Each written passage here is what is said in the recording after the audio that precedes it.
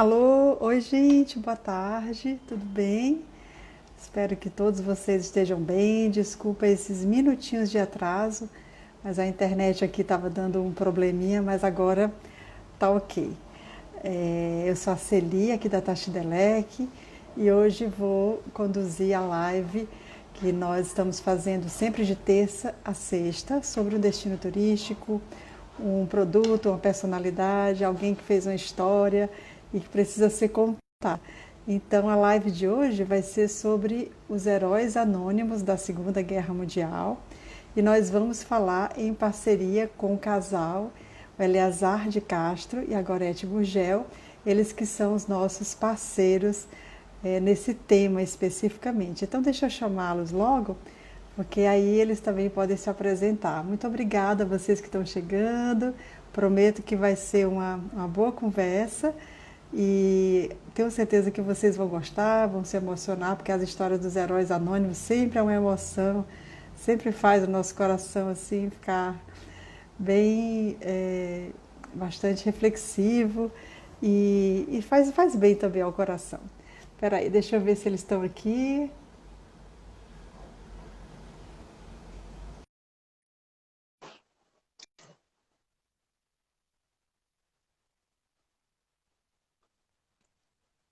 Olá, Olá, olá, tudo bem? Seu Eleazar e tudo Dona bem? Gorete, sejam Tudo bem-vindos. bem? Verdade. Pronto, hoje eu gostaria de pedir que vocês se apresentassem.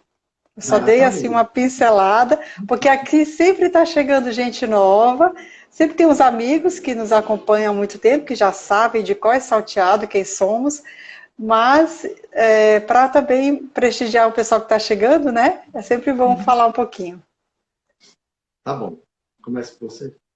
Bom, eu sou a Gorete Gugel e tenho uma parceria com o Eleazar no tema, porque o Eleazar estuda o tema bem mais tempo do que eu. E eu levo para o tema a parte feminina, da curiosidade, de querer aprender Das também, histórias, né, das que você histórias, gosta. justamente dessas histórias que a gente está falando, né? As histórias dos heróis anônimos me cativam demais, despertam o meu interesse, a minha curiosidade e me fazem muito bem, porque, de certa forma, conhecer esses heróis é um resgate da humanidade de cada pessoa.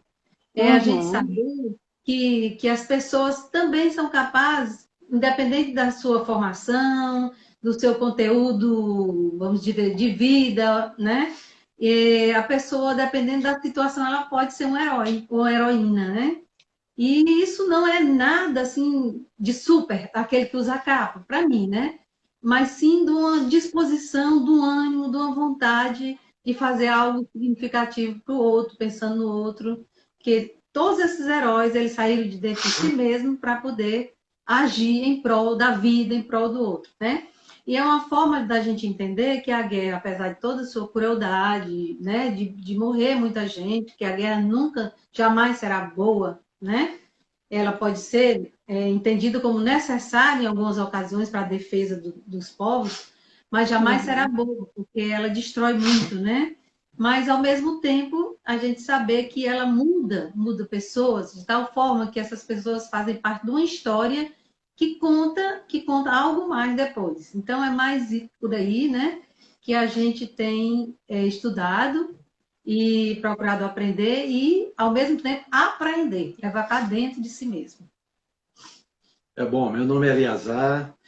Eu sou um apaixonado por duas coisas das quais a gente está tratando aqui. A primeira delas é a história. Eu sou apaixonado por história, as conexões, os fatos, as ligações, o que as pessoas fizeram para permanecer nela, né? Para ficar nela. E a outra coisa que eu gosto é a viagem. Ah, sim. É. Essa, então, juntando as duas coisas, dá um caldo maravilhoso, né?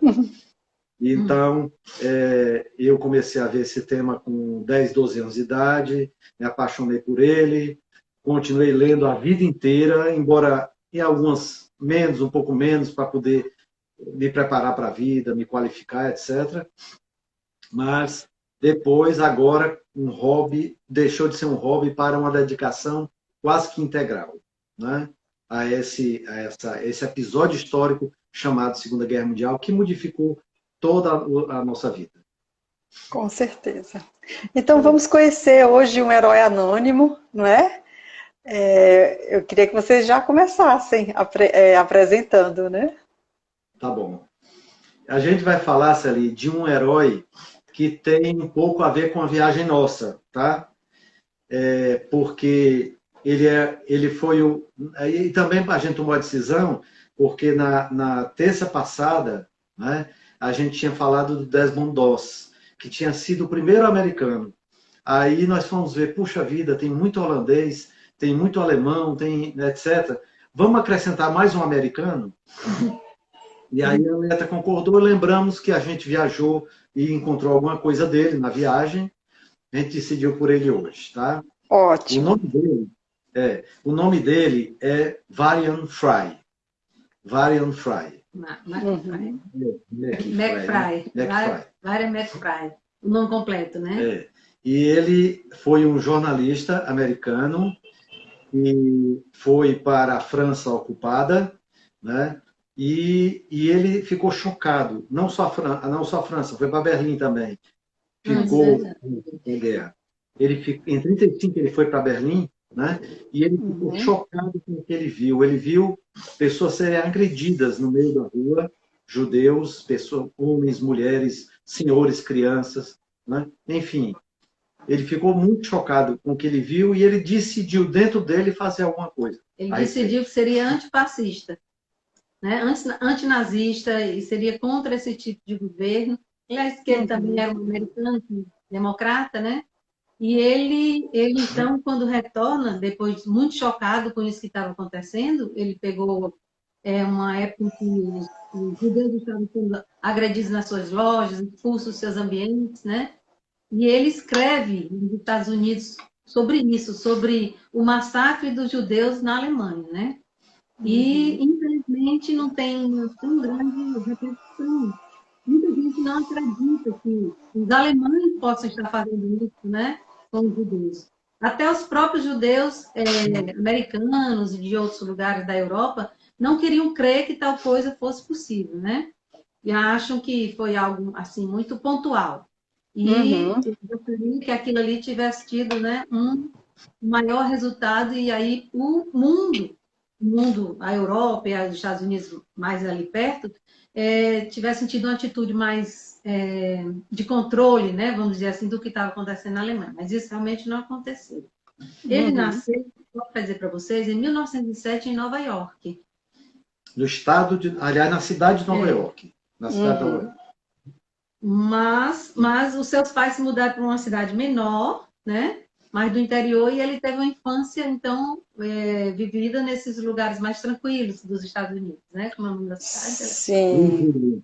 Ridgewood é o nome da cidade. Sim. Ele, para você ter ideia, né? para você ter uma ideia, como a cidade era tranquila, ele gostava de observar pássaros na cidade. Ele gostava de ler. De ler muito. Né? E observar pássaros. Aos 9 anos de idade, olha como ele já era uma pessoa que ia despertar para esse cuidado com o que estava acontecendo ao redor dele também. Aos 9 anos de idade, ele cria um grupo de colegas, né, de colégio, né, para juntar fundos para a Cruz Vermelha. Então, ele já desperta para a existência da Cruz Vermelha, né, e faz todo, e levanta esse fundo, que crianças contribuem com a Cruz Vermelha. Ele fez um bazar para ter... Já liderou isso aí, né? Agora, também, ao mesmo tempo, ele era um menino danado e fez uns troços lá dentro do colégio dele e terminou tendo que mudar de colégio, né? Essa mesma coisa aconteceu com ele. Ele era um excelente aluno, ficou entre os 10 melhor classificado para Harvard, né? E ele vai realmente para Harvard. Só que no último ano, ele participa do grupo dos trotes, eterno trotes, né? Que existe até hoje em todo canto. E às vezes são muito cruéis. E parece que esse grupo onde ele se miscuiu fez um trote muito indevido e eles foram obrigados a repetir o último ano na universidade. Por suspenso, perde o ano e depois tiveram que repetir o último ano, apesar de serem excelentes alunos. Agora, um excelente aluno, Celi. Ele falava inglês, francês, alemão, latim e grego. Uau! Né? Era chamado de multilingüe, né? Multilingüe. Uhum. Pois bem, e aí ele começa a vida profissional dele como jornalista. Ele gosta muito de escrever, de ler e escrever, né? E aí ele conhece a primeira esposa dele, né? Ele casou 2 vezes. Casou 2 vezes. A esposa dele era 7 anos mais velha do que ele. Interessante, né? O nome dela era Ellen, né? E ela já era editora de uma revista que saía mensalmente. Então, ela já tinha um certo status maior do que ele, que estava iniciando a carreira jornalística. Ele conheceu essa moça através da irmã dele. Né? Eles foram apresentados, se apaixonaram e em 1931 casaram. Isso. Aí ele começou a trabalhar como correspondente estrangeiro de uma revista chamada The Living Age. Ok? Aí, do Berlim 35 foi quando ele viu aquela cena que nós citamos, né? Uma violência contra senhores, senhoras, crianças, etc. Na França. Na França? Em Berlim. Em Berlim mesmo. Em Berlim para escrever sobre o nazismo que estava acontecendo em Berlim. E teve, vamos dizer assim, a sorte, né, de ver a realidade como ela estava acontecendo quando chegou lá.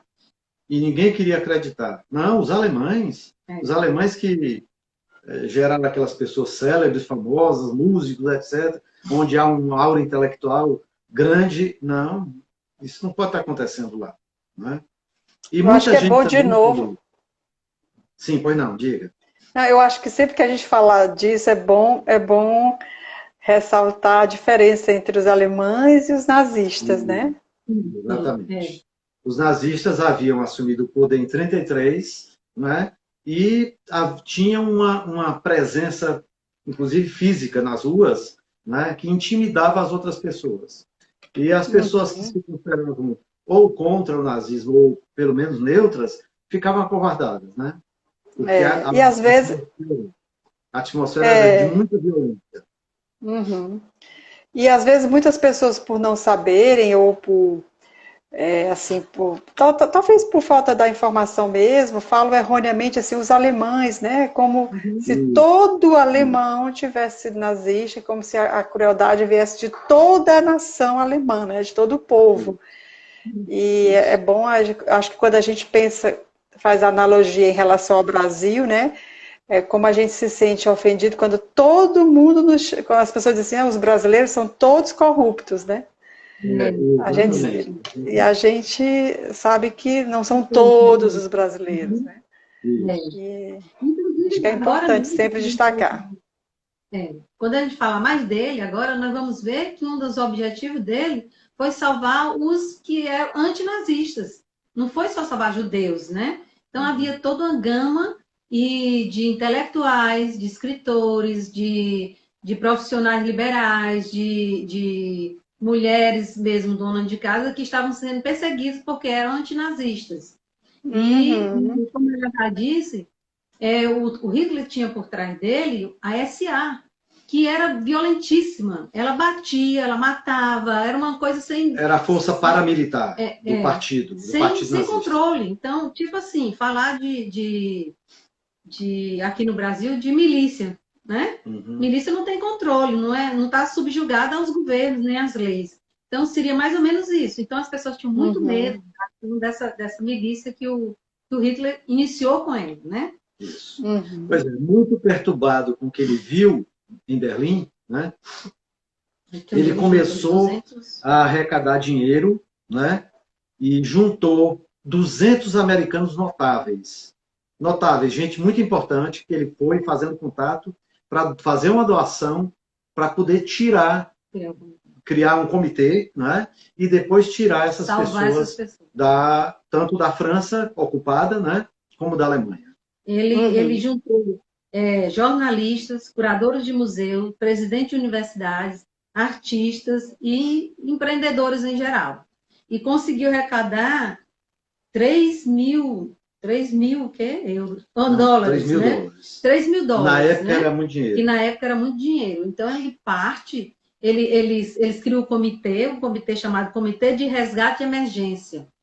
Então, no começo, o pessoal faz pouco caso desse comitê que ele quer criar, mas quando ele fala, termina comovendo esse grupo de 200 pessoas, e eles resolvem realmente comprar, fazer parte desse comitê, e além de doar, né, apoiar um grupo que possa aí salvar artistas antinazistas, judeus e não judeus. Agora, essa escolha dele por salvar essas pessoas foi porque ele ficou impressionado, porque ele foi a Marseille. Marseille é a cidade lá, no sul da França, que fazia parte da República de Vichy.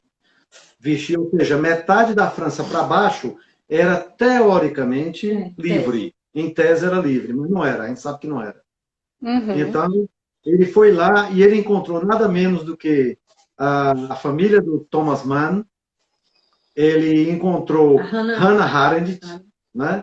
Encontrou vários intelectuais, o Marc Chagall, que é um grande pintor, conhecido, né? Então ele ficou impressionado com essas pessoas que iriam ser presas e talvez até mortas. E ele diz, não, nós temos que salvar esses cérebros, essas pessoas, porque a cultura terá um impacto muito grande. E aí essa foi a primeira motivação deles, do grupo, né? Que eles também eram intelectuais.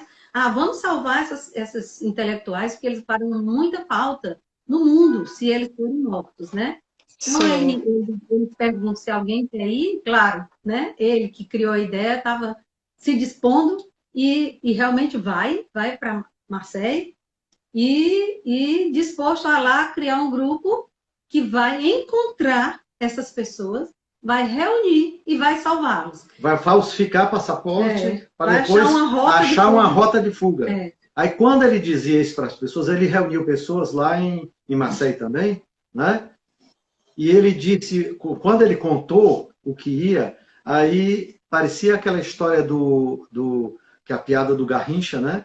Que o Garrincha, o técnico do Brasil em 58, diz para o Garrincha, olha, a gente vai fazer assim, assim, assim, depois vai para cá, passa para a ponta direita, não sei o quê. E o Garrincha, inocentemente, que ele era um espírito muito simples, né? Muito simples, ele disse assim, vocês já combinaram com eles que vão fazer isso?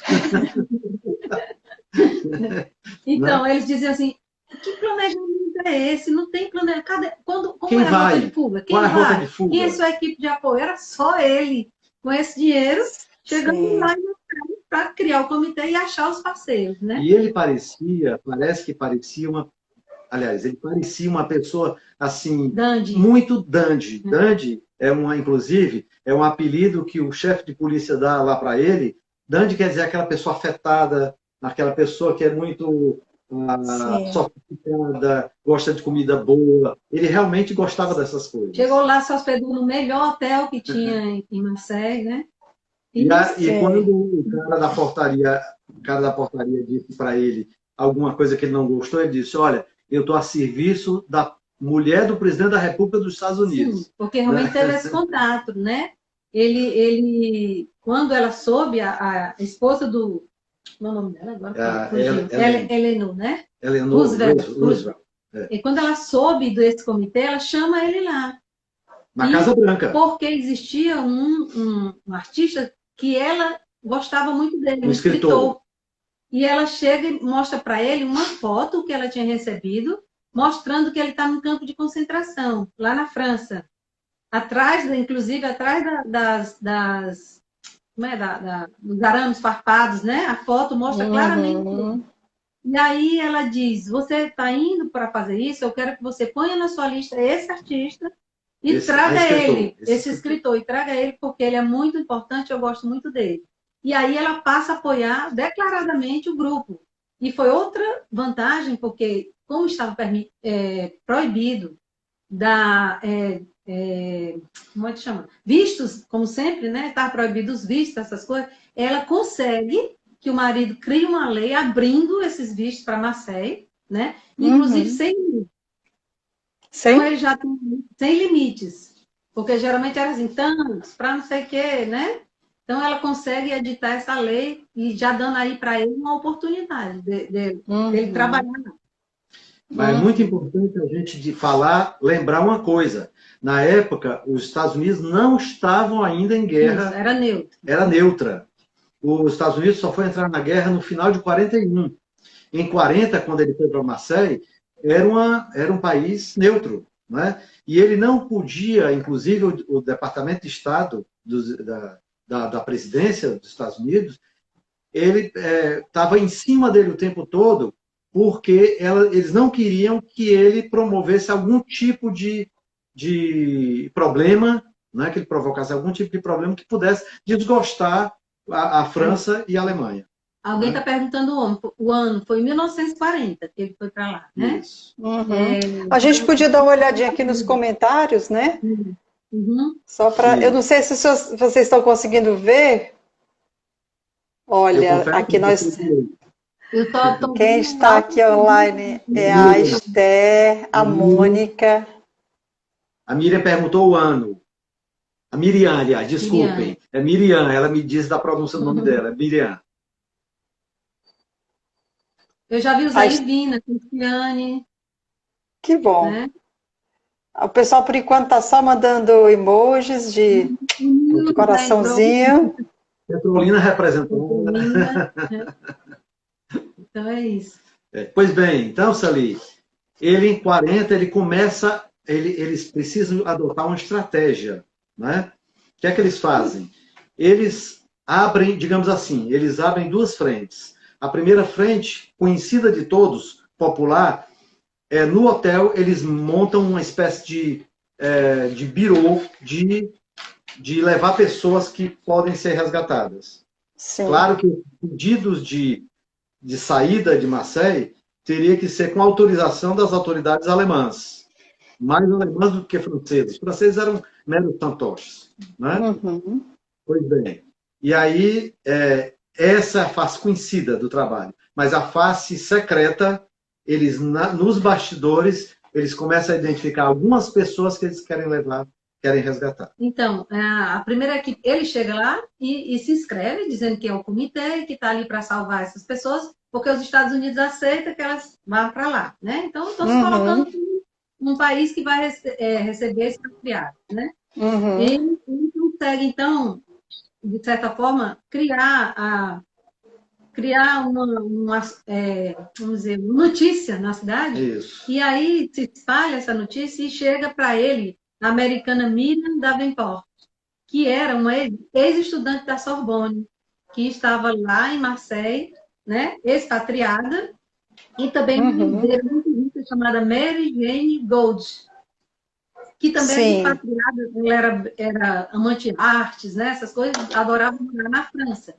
Elas duas aderem à causa dele, passam a fazer parte da equipe dele, inclusive a herdeira, que era muito rica, financeiramente financiando as ações, né? E ele também conta com a ajuda de um acadêmico chamado Albert. É o Hirschman, né? É o Albert Hirschman, que se tornou depois um escritor. Isso. E o principal, assim, aliado mais forte que ele consegue, não o cônsul, né? O cônsul americano, mas aí deixa eu fazer uma ressalva, Leta. Certo. Ele, quando chega lá, o cônsul americano, claro, na posição de neutro, mas também muito enfronhado com os franceses e alemães, vivendo nas festas deles lá e tal, e também não muito amante dos judeus, né? O que é que ele faz? Faz ameaçá-lo. Digo, olha, o senhor não cria problema para a gente, não. Se eu souber que o senhor está criando problema, eu peço a presidência da República para lhe levar daqui. Né? E aí ele se decepciona, né? E diz, não vou ter ajuda aqui. Só que aí o vice-cônsul, né? Secretamente chama-o para o seu apartamento e declara que ele é sim a favor de salvar esses artistas e inclusive reúne vários dos artistas que ele já estava procurando, né? Reúne o Marc Chagall, Hannah Arendt, Thomas Mann, o Hirschman. E ele já encontra esse pessoal por aí. E, para surpresa dele, aquele escritor, né, que a presidente, ou a esposa do presidente dos Estados Unidos, né, o Furtwängler, tinha pedido por ele tinha sido solto. Eles tinham conseguido soltá-lo e ele também estava escondido por ali e fazia parte desse grupo de intelectuais. Quando ele chega lá, ele descobre que esses intelectuais não acreditam que serão enviados para campos de concentração. Então, Principalmente o Marco Chagall. Né? Então, porque o Marco Chagall participou da Primeira Guerra Mundial e, no fim, sobreviveu e disse que tudo faz parte da história, né? É uma negação de certa forma. E então ele entende que ele tem mais um trabalho. Além de querer levá-los, precisa convencê-los que eles precisam ir, né? Enquanto isso, os judeus, a maioria dos judeus já perseguidos, descobrem que ele veio para isso e começam a ir para o hotel dele, fazem filas imensas para ele atender, né? E ele atende um por um no quarto mesmo dele do hotel, que é um verdadeiro apartamento, o quarto, né? E ele começa a atender e o pessoal só chega assim, eu era professora, eu já escrevi um livro, apesar que não fez sucesso, eu sou artista de uma orquestra, e ele até diz assim, eu já salvei uma orquestra inteira. E aí o que acontece é que ele fica com pena desses judeus, né? E começa a dar dinheiro para eles acharem. O dinheiro que ele recebeu, que era para essa coisa mais articulada, ele vai soltando o dinheiro para eles, porque ele não quer que eles encontrem um meio de fugir, né? Isso. E, inclusive, consegue vistos para alguns deles, e realmente eles vão para os Estados Unidos, vários deles, né? E aí ele começa a ser seguido, começa a ser vigiado, né? Mas como ele é muito ousado, né? Aquele tipo de pessoa que responde na altura e tal, ele se sente representante do governo americano, né? Então ele começa a driblar essa perseguição. Tem lá no filme que a gente vai já falar dele, né? Tem uma hora em que está sendo seguido e ele, para disfarçar, ele entra num bar que é destinado a gays, né? Que é cuja clientela de gays, né? E aí, com isso, o chefe de polícia diz assim, fica convencido, olhe isso, olha lá, fica convencido de que ele não representa perigo nenhum porque ele é gay. Na verdade, ele não é gay. Eles têm toda a rejeição por gay também, né? Na época, principalmente. Né? Desprezam também, se ele convive com essas pessoas, ele não é uma pessoa assim tão perigosa, né? Bom, eles vão se organizando cada vez mais e cada vez mais vai aparecendo parceiros e aí eles realmente conseguem construir uma rota de fuga. Duas, aliás. Duas rotas de fuga. Sim, o Visconso, ele emite como é que chama? Vistos legais e ilegais, né? E também ajuda-os a salvar muita gente. E a rota de fuga fica sendo assim, vai pelos Alpes franceses. Alpes não. Pirineus. Vai pelos Pirineus franceses até a fronteira com a Espanha. A Espanha, na época, era neutra, apesar de que era uma ditadura, mas era neutra. E aí entra na Espanha, não pela fronteira regular, mas pelas bordas da fronteira, né? E pela parte mais da floresta, mais acidentada de floresta. E entra na Espanha, da Espanha passa para Portugal, que lá em Portugal tinha um comitê também de apoio, e de Portugal eles conseguiam finalmente chegar nos Estados Unidos. Essa foi a rota principal, por onde ele salvou, inclusive, esses intelectuais, esse pessoal. Ao mesmo tempo, ele conseguiu também estabelecer uma outra rota saindo de navio, de Marseille, para Martinica. E da Martinica para os Estados Unidos. Isso. E aí, Celi, ele foge nessa subida nos Pirineus, que é muito acidentada. Inclusive, a gente vai mostrar um foto, porque nós estivemos lá, tá certo? Estivemos lá em Cerbère, porque eles pegaram um trem, foram até Cerbère, ele estava sendo vigiado. E aí, quando perguntar para ele o que é que ele estava fazendo ali no trem, o chefe de polícia, justamente o chefe de polícia, o que é que você está fazendo no trem? Ele disse, não, eu vou descansar um pouco, eu vou para o campo. Mas mesmo assim, vai para uma pousada lá em Cerbère, que fica bem na borda da França com a Espanha, nós passamos por lá.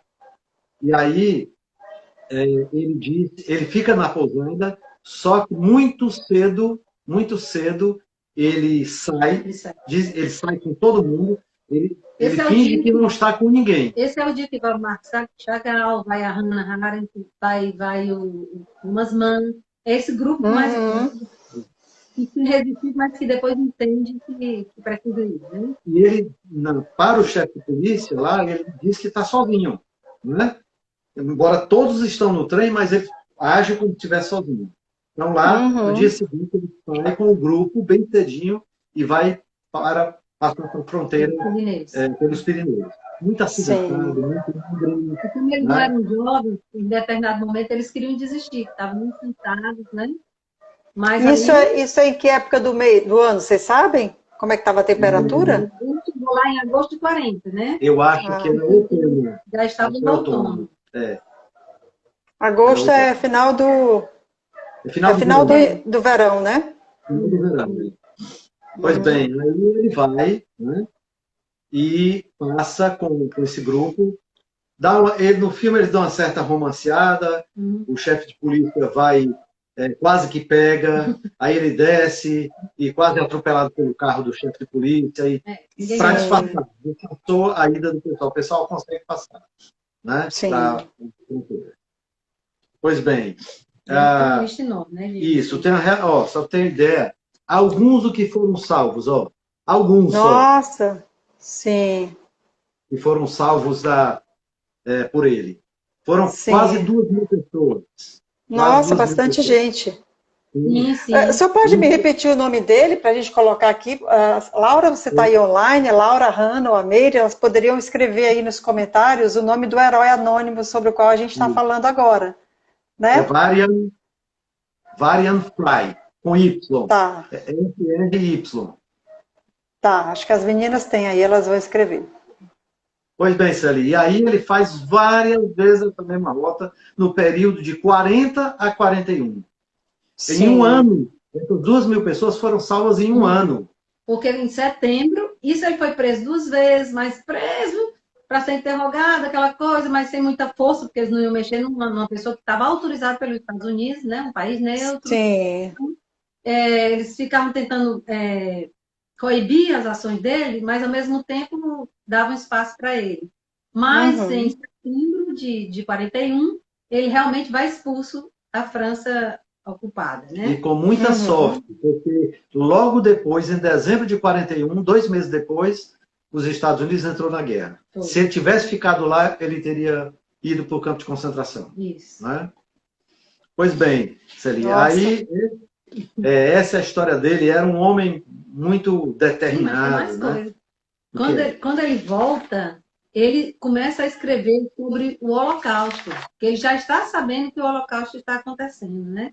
E ele faz um artigo muito contundente chamado O Massacre de Judeus na Europa.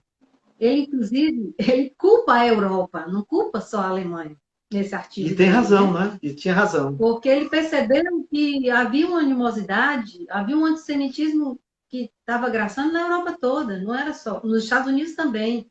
Ele sabia que não era só na Alemanha, né? E aí ele faz esse artigo muito contundente e publica nos principais jornais lá dos Estados Unidos, que dessa vez tem uma grande repercussão, né?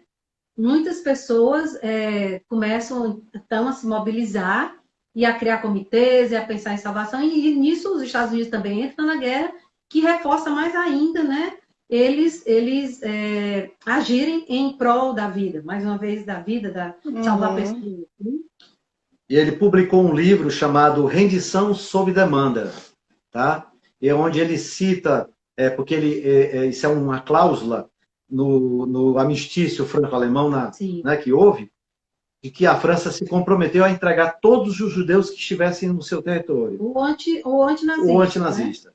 Então, ele escreveu o livro com um título que correspondia à cláusula. Que, no fim, queria dizer que a França se subjugava a isso, né? Ele contou também com o apoio dos resistentes franceses, logicamente, né? Nessas passagens que ele fazia para atravessar os Pirineus, ele era muito apoiado pela resistência também, que tinha mais facilidade em ir a lugares montanhosos, né? Até porque eles escondiam ali, né? Ele escreveu um livro também chamado Tarefa, Resgate, destinado a adolescentes e crianças, tá? Que era uma forma de educar, para que as pessoas não aceitassem a imposição de um regime ditatorial. Nossa, interessante. De tudo que ele tinha vivido mas isso tudo marcou profundamente a vida dele, né? E, assim, quando ele voltou, logo, quase que imediatamente, ele e a esposa se separaram. O casamento já não estava mais tão legal, provavelmente, os dois se separam, e ela, em 1900, e ele volta em 1941, né? E se separam quando em 1948 ela adoece de câncer, mas ele dá toda assistência a ela, ia visitá-la todo dia no hospital, ia ler para ela, mas ela termina falecendo. 2 anos depois, em 1950, ele casa de novo. Só que agora com a Annette. E a Annette era 16 anos mais nova que ele, ao contrário, né? A outra era 7 anos mais velha, agora essa aqui é 16 anos mais nova. E ele tem, então, 3 filhos com essa aí, né? Ele forma uma família. 3 filhos com essa aí, né? Como a Leda disse, ele ficou muito perturbado com toda essa situação, se desgastou muito, ele passou por tensões, estresses monumentais, né? Para poder conseguir. Então, ele teve um colapso. Um colapso mental, né? E ficou sob cuidado psiquiátrico até o fim da vida, né? Ele morreu em 13 de setembro de 67. 59 anos. Né? 59 anos. Jovem, né? Jovem, muito jovem. Ainda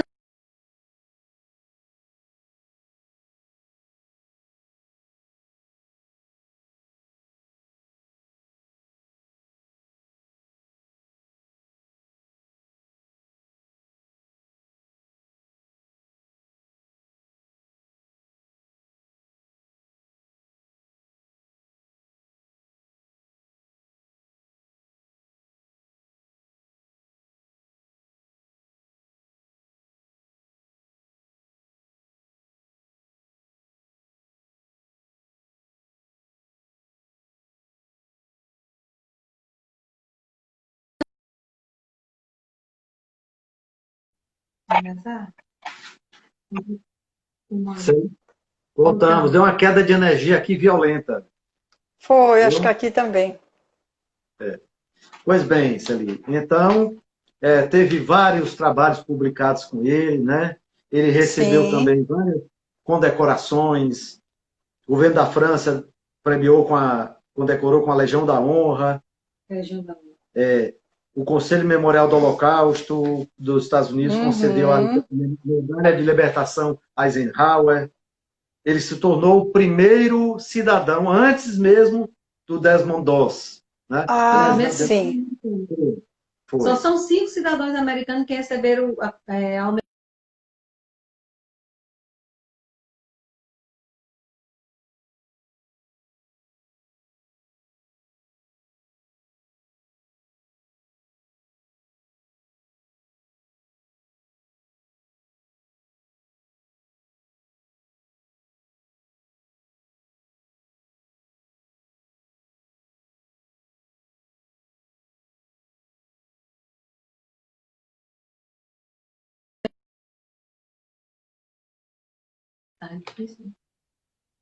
Alô, tá ouvindo? Mas voltamos. Pois bem, ele foi o primeiro, então, cidadão tornado justo entre as nações pelo Yad Vashem, né? Que é o representante do Holocausto lá em Israel. O que mais? O diretor de cinema irlandês, David Kerr, fez um documentário intitulado Varian Fry, o Schindler das Américas. Tá? Sempre comparando com o Schindler, né? Vocês já notaram isso, né? Porque o Schindler se tornou muito famoso por causa do filme, né? E depois foi feito... assim, né? Este filme aqui, ó. Muito bom, viu? Muito bom. É um filme raro, acho que ninguém consegue. Eu pelejei para tentar conseguir. Depois de muito tempo, encontrei num sebo, tá? Como é o nome do Fronteira filme? da Liberdade. Fronteira da Liberdade. Fronteira da Liberdade. É a vida dele, todo esse episódio que a gente contou. Muito bom. É com William Hurt, tá? E a menina. E com a Julia Ormond, né? Muito bom. Fronteira, vou tentar escrever aqui, tá? Fronteira da Liberdade, né? Fronteira da Liberdade, tá certo? E uma Conta a coincidência, história justamente desse período que ele ficou em Marseille. uma coincidência tremenda que a Tachidelec nos proporcionou, viu? Você nem sabe disso. Sabe o que foi? A gente se hospedou lá em Berlim, naquele Scandic Hotel. Sim. Um hotel excelente, excelente. Muito bom, muito bem localizado. Bem localizado. Fazia tudo a pé. Muito Maravilha. perto da Potsdamer Platz. Né? E aí, um dia, quando a gente estava voltando, lá do Sony Center, onde a gente ia comer, beber, jantar, etc., voltando para o hotel, aí eu disse, Leta, olha o nome dessa rua. Aí, quando ela olhou, Varian Fry. Uau! Deixa eu escrever o nome dele aqui, porque o pessoal não escreveu. Como é mesmo? Como é que escreve? Varian, com N no fim. Ah, isso tem que me Fry. dizer a palavra... V-A-R... Mary, escreve novamente. A Mary vai escrever. Mary, escreve novamente, por favor. Então, a Mary vai escrever. Era mesmo o nome da rua? O nome da rua. Essa ruazinha, uma ruazinha pequena. Tem algumas coisas que conspiram quando a gente viaja, eu sempre digo. Sabe, acontecem essas coisas. Por que eu resolvi ir por aquela rua? Aí fui lá e estava lá. Digo, aí, Leta, quem é o nome da rua? Né? Então, uma ruazinha ganhou o nome dele. Além do que lá em Marseille, hoje, em frente ao consulado americano, a praça da frente, a rua da frente, também é Varian Fry. Né? Tem que ter várias homenagens que foram feitas a ele depois. Né? E só lembrando que dessa viagem lá em Berlim, foi a viagem que nós fizemos ano passado com um grupo, né, pelo Tachidelec, que foi maravilhoso, um grupo pequeno, né, de 10 pessoas, muito, muito, tão bacana que hoje todo mundo está amigo, a gente está sempre se falando, sempre do mesmo grupo. E foi eu acho bom a gente reafirmar nesse momento, né, por que nós estamos fazendo essas lives enquanto agência de viagens, né? Primeiro, porque nós acreditamos muito que o turismo vai retomar. Nós somos uma fatia da população que acredita que viajar não é mais luxo, viajar é uma necessidade. E as pessoas estão provando desse benefício que para a sua saúde mental, a sua saúde física, que viajar faz todo esse bem mesmo, né? Então, primeiro, a gente acredita muito na retomada do setor, e vai acontecer, tenho certeza, e nós estaremos prontos para retomar isso de forma segura, de forma a cumprir todos os protocolos que as companhias aéreas e os hotéis vão nos colocar, né? E segundo, porque um dos nossos pilares de atuação da agência de viagens é organizar grupos temáticos, viagens personalizadas de experiência. Então, nesse sentido, a gente tem uma parceria com o Sueli Azai, com a dona Leta, sobre viagens temáticas para os cenários da Segunda Guerra Mundial. Quando a gente começou com essa ideia, eu confesso que eu mesma pensava, não quero falar desses assuntos trágicos, não quero saber muito sobre isso me remete a muito sofrimento, muita dor. E eu percebi depois, né, dos anos que a gente convive, que na verdade isso tudo era falta de informação.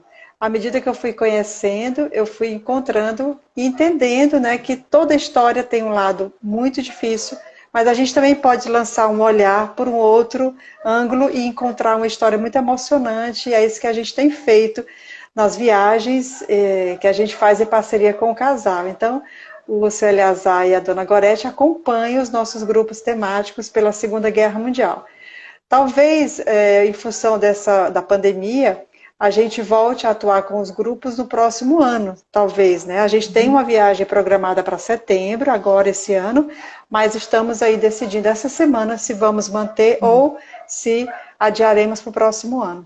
Porque é muito importante que as viagens, de uma forma geral, elas aconteçam em todos os aspectos de segurança, de conforto, de tranquilidade, né? Então, a gente não quer promover nada que seja algo para deixar as pessoas mais ansiosas do que o que elas estão e menos felizes do que o que elas estão, né?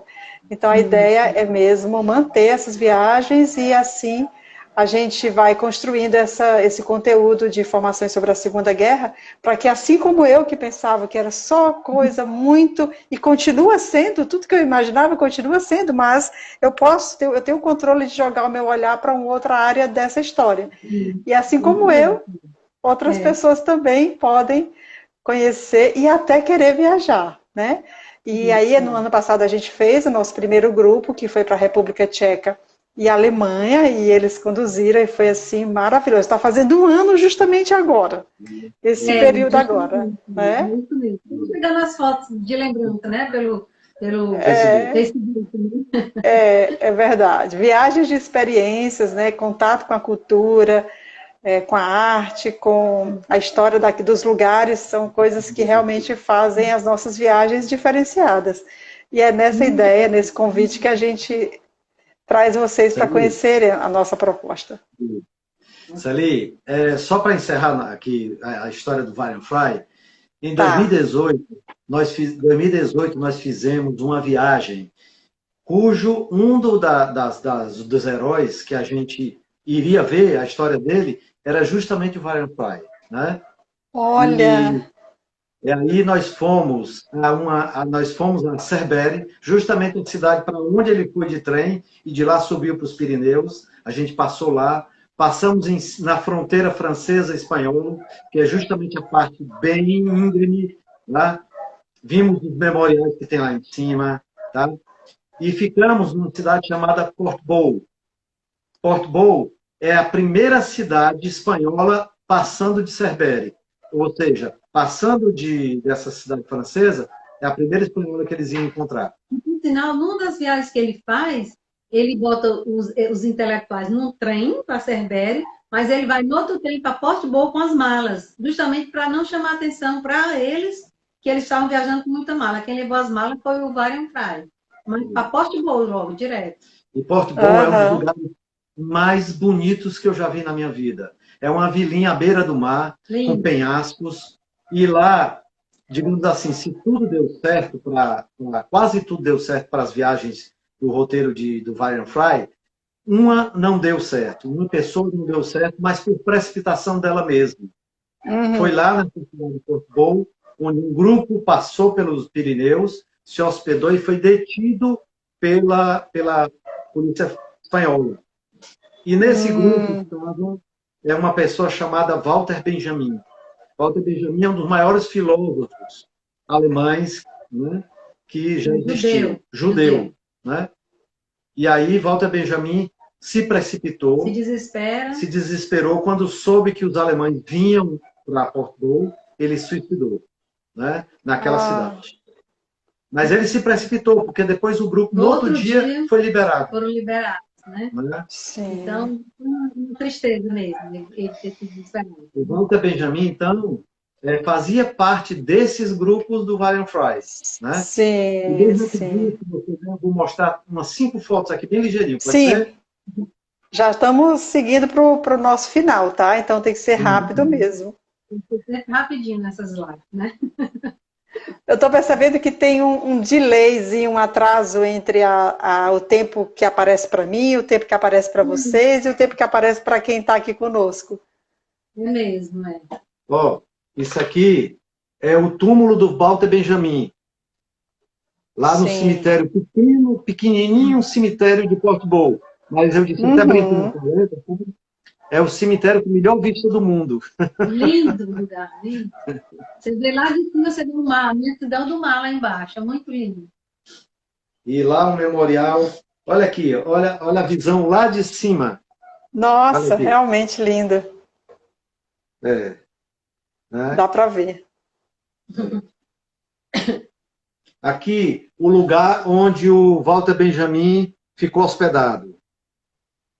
Né? Lá em Portbou. Aliás, interessante. Pode falar. Isso também, eu queria falar, porque eu acho que essas informações, elas nos dão chance de falar do nosso livro, né? Que eu já considero meu também, que é esse aqui. Né?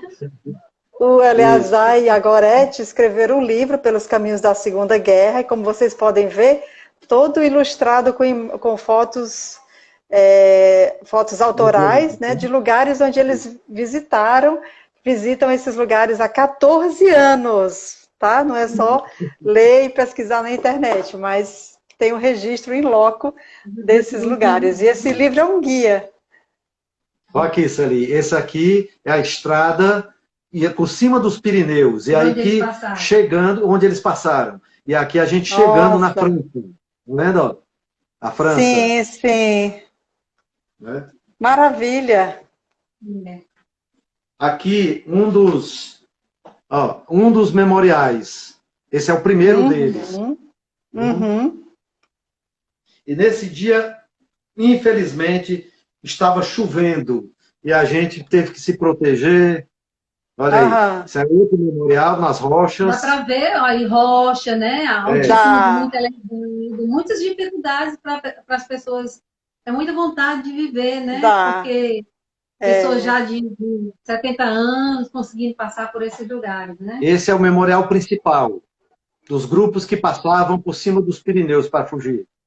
Olha aí, legal, não é? Você percebe que o chão está muito bacana. Dá para perceber. Que bom. Só. Já tem mais, né? Olha aqui. Os memoriais, muitos em cima das montanhas. Tá vendo? Dá para ver, tranquila. Aqui, ó. Aqui é a entrada dos memoriais. Ali é o nosso carro. A gente estava com o carro. Nossa, deve ser para vocês uma experiência muito emocionante revisitar essas histórias e lembrar dos lugares que vocês já foram. Como é que tem sido para vocês contar a história dos heróis anônimos? A gente fica muito emocionado, Celi, porque cada vez tem uma associação com alguma coisa que a gente viu e passou. Não é? E a gente já está mandando esse material que a gente está levantando. Vai ser um livro. Para depois editar um livro sobre esses heróis. Com certeza. Realmente, mais pessoas precisam saber disso, né? E é uma forma também de dar visibilidade a pessoas que fizeram tão bem para a humanidade. É importante, sim. É isso, então, por hoje? Produzir, né, o modelo. A gente tem que produzir modelo bom, não é modelo ruim que a gente tem que produzir. É verdade. É verdade. Então, é isso por hoje, gente?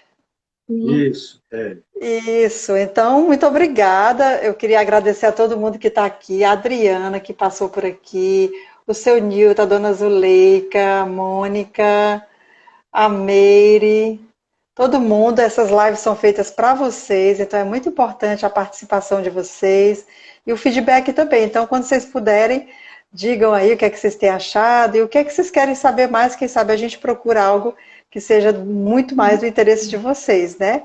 E se você gostou dessa live, é a hora de compartilhar. Compartilha nesse aviãozinho que aparece no rodapé da tela, e aí outras pessoas vão ter a chance de também acessar esse conteúdo, que vai ficar gravado no IGTV da agência a partir de agora. Então, a gente terminando, ele já vai para o IGTV, e aí você pode ver na hora que quiser, no conforto e tranquilo.